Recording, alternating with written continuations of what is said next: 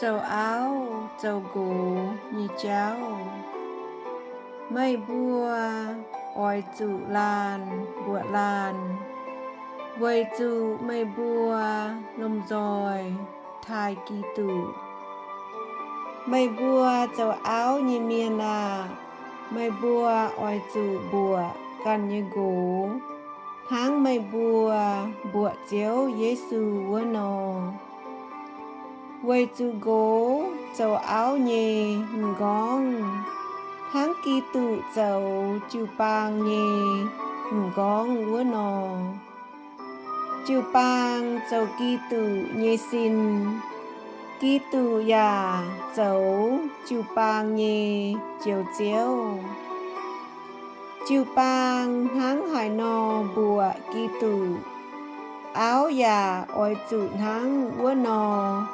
Yêm màn xì, bùa nịnh nhê gỗ.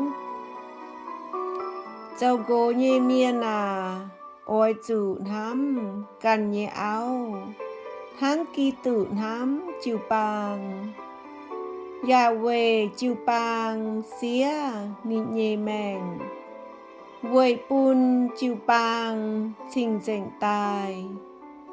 Nín lồng uôm, ya lồng nịnh nhê tố. Giáo chư bang.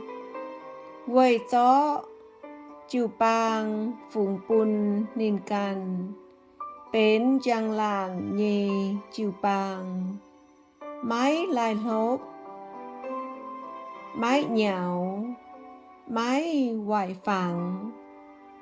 Bà xin dành nhê. Máy làm tàn tòng nhê chư bang. Phìn tháng nhê gỗ oi trụ thám căn nhê áo. Tháng thám căn nhê xin nô. Hai tàu thám căn nhê áo. Diệu thám nín căn á. Mái mai hai tàu dòng căn nhê xin. Chúng uy lống ya cấu. Chiến tháng kỳ tụ cấu chư bang vua nô. Quay trụ bùa tàu tàu.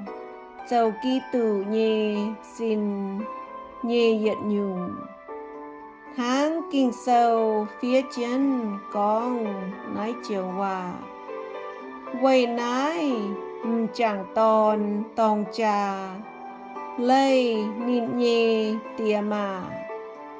Thảo chiến nín nhê áo bến yết tàu mẹ.